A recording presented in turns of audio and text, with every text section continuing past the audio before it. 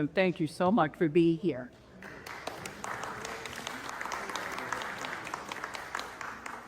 And thank you. Good afternoon. The rain didn't hold anybody back. I can see that, and I know there's a lot of interest in AI. We have very little time to really cover very much, because I'm going to do the best that I can. And you'll have a little time for Q&A at the end. And if you would like a copy of the presentation I'm going to show you, just send me an email, john@johnbadger.com. I'm going to show you first how things are advanced just over the past year in the world of AI. This is a website called Expert. And what they do is create images using artificial intelligence. And what you're going to see is pretty amazing. Everything on this website created by AI. These are man photographs of humans. These are images created with a lot of zeros and ones from artificial intelligence. Some of them look like cartoons. Some of them look like real people. There are no real people on this page. So that's just a sample. Now I want to show you what's going on with robots. Robots have come a long way, and they're advancing very rapidly, week by week. It's incredible what's going on. Let me give you an example of one. Don't let me quite impress.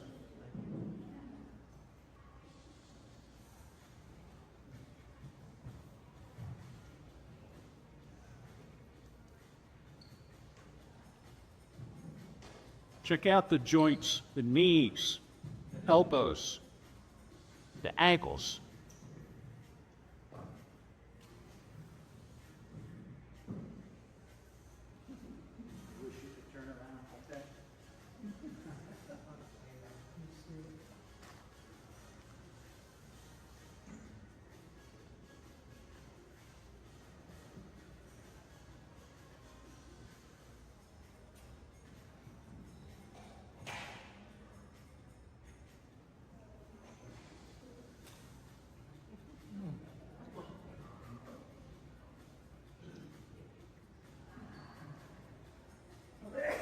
Now, if you'd like to get one of these through your home, they're only $18,000. That's a lot cheaper than I thought you were going to say. It's going to get a lot cheaper. We're going to have them there. Back in December 1994, I was at MIT, and we formed a group called the World Wide Web Consortium, which led to the ability to use the web in a very useful way. And in this meeting, we outlined how the web was going to work and the standards that should be used to make sure it works the same way everywhere in the world. And that was successful. I was convinced at that time the internet is going to change everything. And fast forward 25 years, I wrote a book called Robot Attitude, How Robots and Artificial Intelligence Will Make Our Lives Better. And it's been a fairly popular book, and I'm now convinced that AI is going to change everything. So just so you know where I'm coming from, I am all in for AI. And of course there are things to worry about, but the glass is half full, not half empty. This is the book, Robot Attitudes. Now, March 16th, 2 years ago, along with 1,000 other people, I signed a letter. It was drafted by Elon Musk and Steve Wozniak, the co-founder of Apple. And this letter said, let's slow down. This is going too fast. Do not put what we're getting into here. This could be the end of humanity, who knows? Let's just take a 6-month pause, put some things together to organize our thoughts and get things all together so that everybody agrees. The result of that plea for a pause was a tremendous acceleration. Can you imagine Google and Amazon and IBM and all these giant companies say, oh sure, just take 6 months off, just slow down, we don't care what the other guy's doing. No, full speed ahead is what happened. Now, what is it that causes exponential growth? Well, there's a series of things. The first thing is chip, made by a company called NVIDIA. And what you're looking at there is it's a board, and in the center of that board, you see that bold square, that's the chip. Costs $10,000, and they're making hundreds of thousands of, billions of dollars worth of these are flowing into data centers. So when you drive down any interstate in America, especially in Virginia and now Georgia and a number of other states, you see these warehouses and you wonder what could possibly, how could it be so big? What's in there? That's what's in there. Lots of it, millions of them. And that's the backbone of artificial intelligence. There's some other factors that cause this tremendous growth. A reliable and fast internet. That wasn't always the case. You can recall how it was hard to get connected, it was slow, it was not very good. Today, it's pretty darn good, especially in the commercial world. And there's nearly infinite storage available. It used to be that storage was so expensive. I remember when I was on the floor of the hospital, Danbury, doctors would complain about they couldn't get access to the recent MRIs that had been taken. Why? Because they didn't have enough storage space. It was too expensive to store it. Electronic, well, that's no longer the case. The incremental cost storage is pretty close to zero. So those big warehouses you see, that's what's in them. Acres of these storage facilities. A few other factors that contributed to this exponential growth. One is very smart computer science. Kids coming out of school, that's what they want to study. That's what they want to work on. And so, students who are very, very bright are being enhanced, they're being enticed, is a better word, by Peter Thiel, who runs a venture capital firm. He's paying them $100,000 if they drop out of school to get busy working at these startup companies for AI. And they're loving it. Another factor is breakthroughs in algorithms. Algorithms are formulas, like the area of the circle. You remember the pi r squared. That's an algorithm. But the algorithms for AI, of course, are vastly more complicated. They're mostly developed using a programming language called Python. And there have been great ideas about these algorithms for 50 years, but they didn't have the computer power to be able to do their dream. Well, now they do. And then, of course, money is flowing in at huge amounts. I don't know the exact number. There are thousands of startups. I've seen numbers over 50,000. And, of course, people are looking at the potential for very big profits. Market potential, trillions. Now, these are some of the terms of when you say artificial intelligence, what exactly do you mean? Well, these are the top 25 things that the AI needs. They're all related in various ways, but they all do things a little differently. They're all being enhanced. They're becoming interchangeable with one another. It was just a tremendous frenzy going on to make things better. Now, the big part of this that we're most familiar with is called generative AI. Generative AI means that you ask a question, and the AI examines what's called a large language model. And that large language model consists of all the information that's on the internet, everything. And that's what we call horizontal generative AI. What's now happening is a refocus of that into vertical segments like healthcare, retail, manufacturing, banking, etc. And then there's another one that's quite important I want to highlight today called agentic AI. This is the next turn of the crank with AI after generative AI. I'm going to show you a couple of examples. I use a chatbot, an AI chatbot. I use it every day. It's called Perplexity Pro. There are many of these. There's Anthropic, there's of course ChatGPT, there are many of these. They all are similar. This is the one that I like. I'm going to show you some examples. I wrote a prompt the other night. I have an Instapot. Give me a recipe for 2 with chicken, artichokes, and angel hair pasta. That's called a prompt. Prompt is a big deal in generative AI. A prompt basically is a question. You type it in. The prompts on your computer or on your phone, or you talk to it and give it prompts. There's new jobs forming now called prompt engineers. That could be a new career path. So in approximately 2 seconds, this is what my AI said. okay, here's the ingredients you need. Of course, it includes a lot of things that I didn't mention. It's mentioning it. It's calculating for two. And then it gives detailed instructions. So, yeah, I mean, it's very detailed. And then at the end, it said, this dish is hearty, flavorful, perfect for a cozy dinner preserves. So AI has a heart. And in fact, there's a lot of articles written that say the bedside manners of doctors needs a long way to go to catch up to the good manners of AI. But they're not perfect, as I'll show you in a moment. Now, a little more sophisticated prompt. In the winter, we live in Hannock Dunes, Florida, Palm Coast, Florida, and Hannock Dunes is our clove. And there was an email sent out called Shoreline Update. This was in January.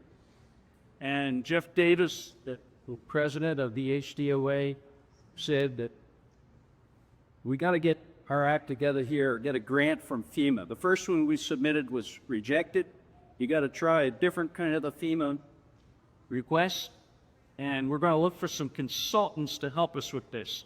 And that set off the radar of me. You need consultants? Why don't you try AI? So I wrote a prompt. Now, I don't know anything about this subject. I know we live on the ocean, and I know where the beach is, but the details of the beach restoration needs and what the grant can possibly do, I have no idea. So I wrote this simple request, writer grant request, I said, to FEMA. We're Category B funded. I don't know what Category B funding is, but it was mentioned in the other guy's email.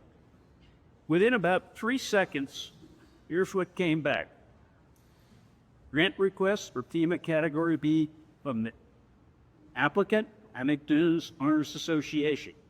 Project description, justification, scope of the work, estimated costs, the benefits, the eligibility, certifications required, and at the end it says, we respectfully request FEMA's consideration of this critical project to protect our community and preserve vital economic assets and floodwood and in 2 seconds.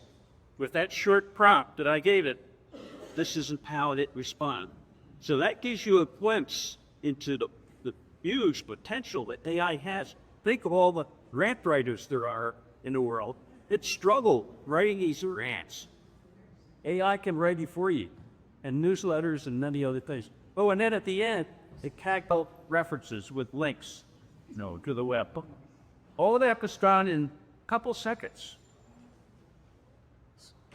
Now, let me show you one that I did a year ago with ChatGPT, a different chat AI. I said, I am sitting on the 8th floor of our condo building on the Atlantic Ocean. What is the distance from here to the horizon? I had always wondered about that. And so here's the response. To estimate the distance of the horizon from your 8th floor condo, blah, blah, blah, blah. Here's what you can do. Estimate your height, use this formula. And it said 2.9 miles. And then it said, keep in mind, this is a rough estimate. Now, they look pretty rough to me. 2.9 miles just didn't seem right. I put it on my website, and immediately I got responses from a number of people. One of them was a gentleman who said, look, I've been in the Navy for 40 years, and I can tell you that's not the right answer. It's more like 10 to 11 miles, closer to 11. Well, I tried it again just the other day with Perplexity. Same question, different response, 10.87 miles. So the gentleman from the Navy was right. I tried it again with ChatGPT, and it got it right the second time. But that first time, it was wrong. And I argued with it. We went back and forth. And it said, no, I used the correct one. I said, no, that's not the right answer. So this is the thing with AI. Sometimes they get it wrong. Sometimes they hallucinate. Sometimes they confabulate. And so you have to challenge it and have a conversation. That's the power, the great power AI is in conversing with these chapter plus. Okay, agentic AI. This is a real powerhouse. there's a restaurant in Palm Coast that I like. It's called Wild Ginger. And some friends and Joanne and I decided we'd go there for dinner. And my friend said, do you need a reservation? I said, no, the place is huge, but I'll check. So I went to their website thinking maybe they use Yelp or OpenTable or one of the various services to make reservations. No, they use Google AI. Oh, how's that work? Well, I clicked. It said, how many people and what times? 4 people, 6 o'clock. I said, okay, we'll take care of it. Google AI then used an AI voice, digital voice that sounds like a human, who called the restaurant and spoke to the person at the desk. And I'm certain that person was certain they were talking to a human. And then I got an email saying, your reservation is confirmed. So that's agentic AI, meaning it's doing something. It's acting as an agent. Now, let me show you a little more complicated one. Joanne and I are planning to take 2 of our grandchildren who live in Florida. We're going to take them to Paris for 3 nights. Departing on May 29th, returning on June 2nd. Give me suggested airlines, airfares, hotels, tour information, restaurants, and museums. 2 seconds, I came back with a complete travel plan. The prompt next would be, in agentic AI, do it, arrange it, and it takes care of everything. Now, there are a lot of issues and questions relative to privacy and financial matters, so a lot of detail there. There is a time to discuss, but this is going to happen. Agentic AI makes things happen. It becomes your agent. It's not just asking him a question, it's doing something. And of course, in the world of business, you can imagine how it could impact the supply chain, the manufacturing efficiency, and of course, in the hospital. More on that in a moment. So there are pluses and minuses of AI. There are plenty of both. Pluses, robots with AI can do a lot of jobs which humans find difficult, dangerous, or boring. They work 24/7. They don't get sick. They don't take lunch breaks. They can boost productivity and efficiency, and AI can enable us to collaborate, enable us to learn. If you use AI every day and ask it a question, something you've been thinking about, oh, I wonder who this is, or I wonder what that is, every day your IQ goes up as a result of using AI. And it can improve healthcare outcomes, something I'm very interested in. More on that in a moment. And of course, we have to recognize there are minuses. They do make mistakes. They do hallucinate and confabulate, and they definitely have bias because they're created by humans who have bias. They can spread misinformation very efficiently. They could create an image of a person that isn't that person, who says something that that person would never say, and can mislead us. So this is a big issue. It can eliminate millions of jobs. Well, there's a plus to that in the long run, perhaps. In the short run, it's going to create jobs. Prompt engineers, people to repair robots or build robots, people to write software for AI. A lot of jobs being created. But over time, there's going to be a lot of jobs that are destroyed, and this brings up issues of guaranteed basic incomes and a lot of things that politicians don't like, but someday they're going to have to face. So let me just skip ahead here a little bit to medicine, healthcare. This is an area that I've been studying for a long time. When I was on the board of the hospital, I turned 65 50 years ago, and I went to John Murphy, my friend. I said, John, I'm going back to school. And I went back to school and got a doctorate in health administration. I really wanted to know, how does this healthcare system work? And of course, I found out, well, it doesn't actually work that well. And I wrote a book about it called Health Attitude. And I described the American healthcare system, what works, what doesn't work, and what to do about it. There's a great book on healthcare, AI and healthcare, written by Peter Lee and a team of people at Microsoft. If you're interested, it's a great book. Now, the things that we could do with AI and healthcare are amazing. And it's so important. I'm happy to see that The medical community is embracing it. I just finished a course at MIT, AI in healthcare, and I was really pleased to see that these professors at MIT, they're working with global hospitals. They're actually doing things with AI in the hospitals. The electronic health record is a source of a tremendous amount of data. Every time you go to the hospital or see a doctor affiliated with the hospital, they collect all this data about your condition, your symptoms, your medications. Only about 5% of that data ever gets used. And even to supplement that further is the whole exome sequencing models. So you've heard of the genome, the human genome. That's all the data about what's going on in the human body. But a small portion of that is called the exome. And that small portion, 10 or 15%, that's where the interesting things are. That's where the genes are that can be modified and cause problems. Could we study that further? Absolutely. And will hospitals all be collecting a little blood sample and determining your exome? Yes, they're already doing it at Geisinger Health throughout Pennsylvania and other places. So this offers tremendous potential to create population health. Instead of treating one patient at a time, we can identify a section of people, perhaps people who are subjected to congestive heart failure, for example, and select a portion of them with certain age, with certain medications, with certain symptoms, with certain visits to the hospital, and create population health seminars and things to enable them to prevent CHF and what to do about it if their ankles swell up. What do you do? As opposed to just going to the ER multiple times. Medical errors. Johns Hopkins did a study that said third largest killer in America to have a cancer and heart disease is a hospital. 200,000 people a year die from medical errors, according to this report. It's a controversial report, but we know that people do die from medication errors. AI can reduce that, can eliminate that. And there's so many inefficient things in healthcare. The average physician spends a couple hours a day writing physician notes after having seen patients. And so could AI capture that through a cell-off, transmit it to the cloud, create a record, and do all the insertions that need to be done into the database, and send the patient a letter saying, your visit with Dr. Snip today was, he happy to see you, and blah, blah, blah, blah, that you agreed to do.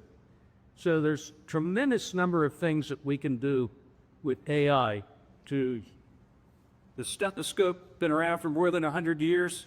The way where you just listen, well, if you listen and transmit that as digital information to the cloud and compare it with 20 million other samples a pulmonologist might have, then that AI can do a better job of diagnosing than the pulmonologist can do.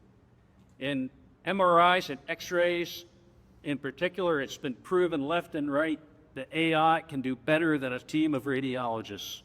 So a lot of opportunities are ahead. I tell people in the healthcare industry, go for the low-hanging fruit. Yeah, we're going to cure cancer with AI, but let's go for the Post-its and the fax machines and the clipboards, and let's make it efficient like Amazon. Why can't hospitals be like Amazon? Well, they can be, but they got to change the attitude. That's why I wrote the book, Health Attitude. Now, one last topic, and we'll have just a few minutes for questions. That robot I showed you at the beginning, the humanoid robot, they're going to be in the home. Maybe, I don't know, 5 years later. But in the meantime, we have cable-top robots. Let me show you what that's all about.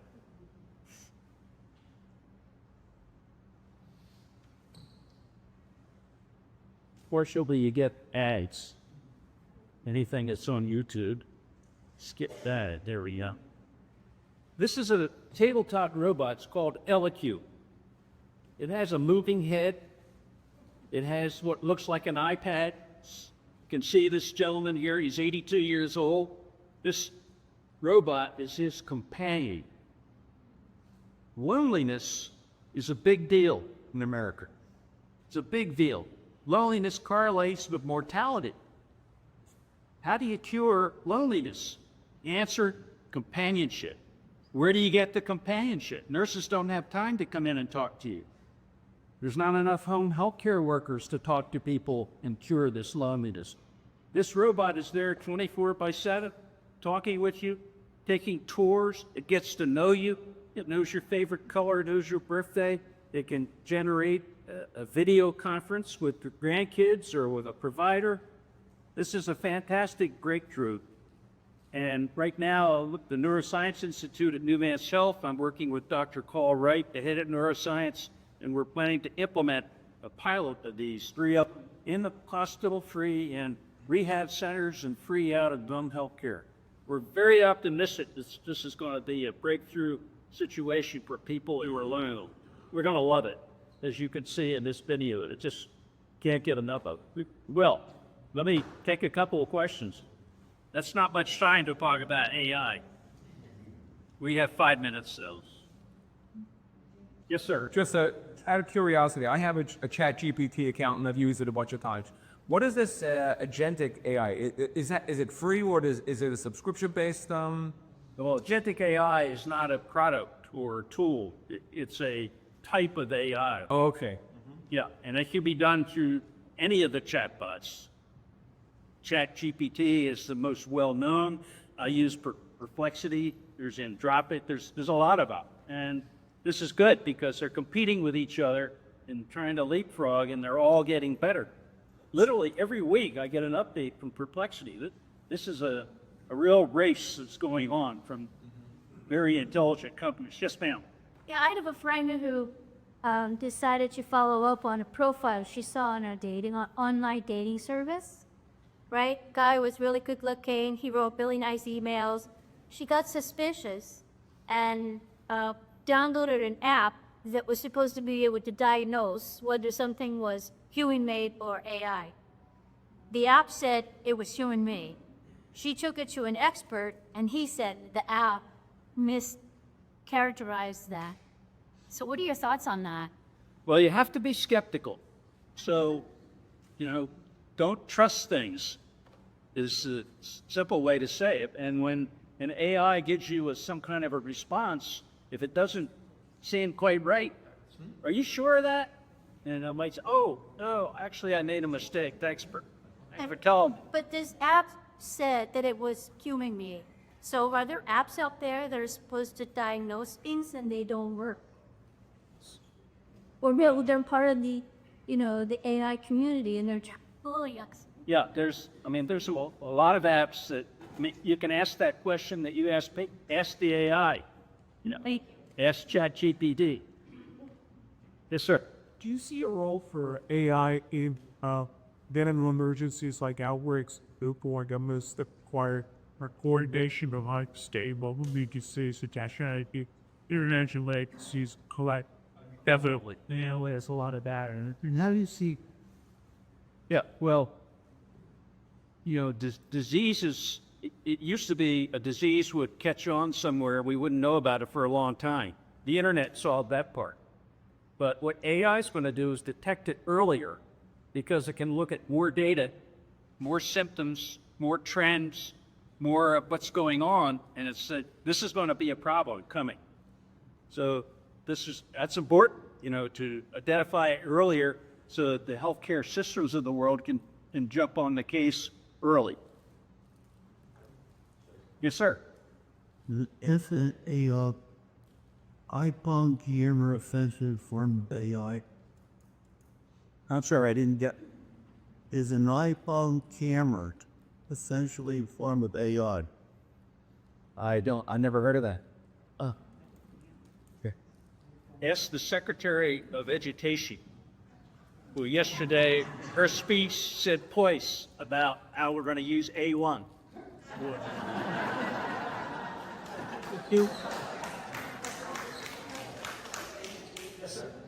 First off, hurry. How can this get? John and johnnet.com. Okay. So, You see artificial intelligence we able to be better predicting natural disasters before they happen? yes. In what way? Well, the question is, can AI predict disasters before they actually happen? And it's similar to the gentleman that just asked about disease. AI is all about data. And there's a lot of data in the world. It's so overwhelming that the humans just can't cope with it. But AI can. That's what those little gold chips do. You know, they used to use them for games and video games. You know, you got all kinds of things going on at the same time. That's what's going on with the data in the world. And AI can see it, detect it, analyze it, and offer a prediction as to what's going to happen. Thank you. One more thing I just wanted to comment on. It is true that the blue Samsung and iPhone had AI praise. Yeah, well, Apple's been a bit of a disappointment, but Siri is beginning to look pretty dumb. And they've acknowledged that they've got a problem. But I'm pretty confident they're going to solve it. And what Apple brings to the party is that they can do this number crunching on the phone. And this is people like this. You know, they feel their privacy is more protected, there's less security risks, etc. And in some cases, if it feels it needs to go out to ChatGPT, it'll ask you, would you like me to go to ChatGPT with your question? Well, I'm sorry we don't have more time. Please visit my website. It's very simple, johnpatrick.com. And I have a weekly newsletter on this and many other topics. You're welcome to subscribe to it. If you don't like it, one click, you're out of it. But a lot of people say they really like it. John Patrick, Bye.